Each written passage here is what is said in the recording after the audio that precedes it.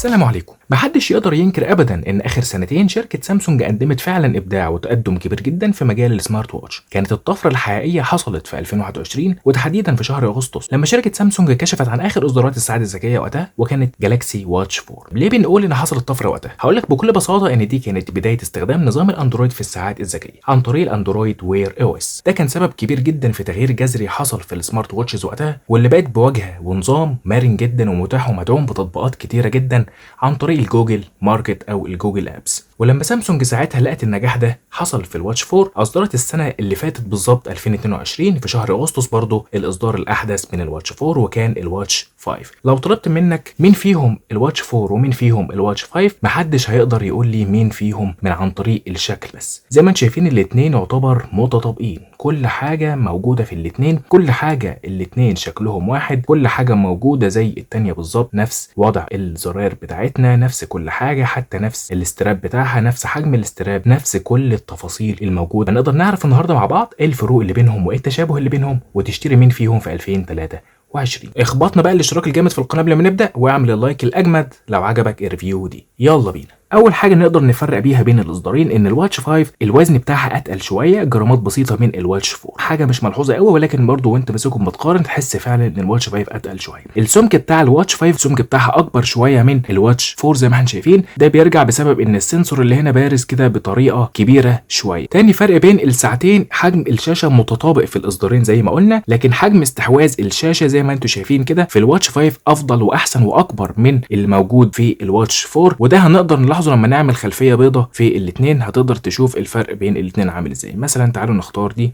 وتعالوا نختار مثلا حاجه فاتحه زي دي. زي ما انتم شايفين لو انت ركزت اكتر هتلاقي ان البيزل اللي هنا او الفيرتشوال بيزل اللي موجود في الواتش 5 اقل شويه من اللي موجود في الواتش 4. كمان في اختلاف موجود في الشاشه غير حجم البيزل، الاختلاف الموجود في طبقه الحمايه الموجوده على الشاشتين بتوع الساعتين دول. عندك في الواتش 5 بيقول لك بقت اقوى بدرجه مره و6 من 10 من الموجوده في الواتش 4. الواتش 4 كان عليها كورنينج جلاس دي اكس بلس، هنا حطوا حاجه اسمها سافير كريستال او الزجاج الياقوتي. المفروض دي بتبقى اقوى شويه في التحمل والخدوش من الاصدارات بتاعه الكورنينج القديمه، لكن بصفه عامه نفس الخامات الالومنيوم المدرع الموجود في الساعتين، نفس كل حاجه بنفس كل الشكل حتى بنفس اللون. لكن طبعا الاختلاف الجوهري واللي انا شايف ان هو هيفرق معاك جدا فعلا في الساعتين دول وبين الاصدارين دول، حجم البطاريه الموجوده في الساعتين. حجم البطاريه فعلا تم تحسينه بدرجه كبيره جدا في الواتش 5 عن الواتش 4. لما تيجي هنا تبص في الاعدادات بتاعه الساعه، هات الباتري انفو من السيتنج بتاعتها، هيقول لك هنا البطاريه 410 ملي امبير، هنا البطاريه 361 ملي امبير. طبعا على حجم الساعه البطاريتين ممكن ما يبقاش في فرق كبير، ولكن في الاستخدام دي هتقعد معاك اطول وقت من الواتش 4. وكمان الواتش 5 بقت بتشحن اسرع 10 واط، هنا الشحن بتاعها عادي مفيش فيه اي سرعه، ودي طبعا حاجه تحسب للواتش 5. زي ما انتم شايفين كده الاثنين بالاندرويد وير او اس، الاثنين كل حاجه نفس الاصدار بتاع الواجهه، كل حاجه موجوده زي ما انتم شايفين. طبعا بتدعم تطبيقات كتيره جدا، بتدعم اهم حاجه طبعا في وجهه نظري الجوجل ابس او الاندرويد ابس الموجود في الاصدارين، مفيش فيها اي مشاكل، عادي جدا تقدر تظبط الساعه بتاعتك على الانترنت بتاعك، تقدر ان انت تحمل تطبيقات كتيره جدا متاحه، تقدر تحمل الفيسز كتيره جدا للساعتين دول زي ما انتم شايفين، تطبيقات كتيره جدا وخرائط ومابس، يعني سبوتيفاي، حاجات كتيره جدا تقدر تشغلها. وكمان عليها براوزر تقدر تفتح التطبيقات بتاعتك، تفتح فيسبوك، تفتح حاجات كتيره جدا، ولكن مش تطبيقات الفيسبوك والواتساب متاحه بشكل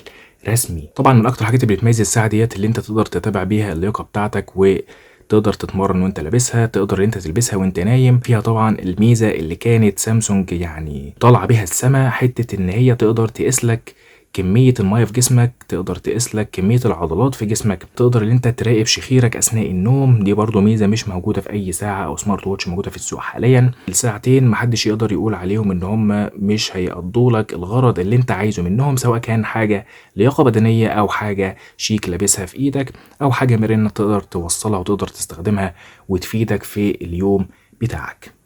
ترشح لي اشتري الواتش 5 ولا الواتش 4 في 2023 على الرغم ان عدى سنتين على اصدار الواتش 4، ولكن انا شايف ان هي كقيمه مقابل سعر افضل جدا تشتريها الايام دي، افضل من الواتش 5 لان الاختلافات بينهم زي ما قلنا مش كبيره خالص، وحته بس البطاريه ممكن تفرق مع ناس تانية وناس تانية ما تفرقش معاها. كقيمة مقابل سعر، الواتش 4 سعرها بيعمل في مصر من 5000 ل 5500. الواتش 5 طبعا علشان لسه السنة اللي فاتت بس، فسعرها بيوصل من 8 ل 9 وكسر في مصر، ولكن أنا شايف إن بصراحة سعرها مبالغ فيه بالنسبة للأسعار الموجودة حاليا، وكالاستفادة اللي أنت هتستفيدها من الواتش 5 تقدر تستفيدها بالظبط من الواتش 4. فطبعا الواتش 4 ما زالت محتفظة بالقيمة بتاعتها وما زالت تقدر تفيدك، وهتكون كقيمة مقابل سعر أفضل بكتير من الواتش 5. أتمنى نكون في آخر المراجعة قدرنا نوصل لكم المعلومة بشكل بسيط وميسر. دي كانت مراجعة سريعة الفروقات بين الواتش 5 والواتش 4. دمتم في خير، سلام عليكم.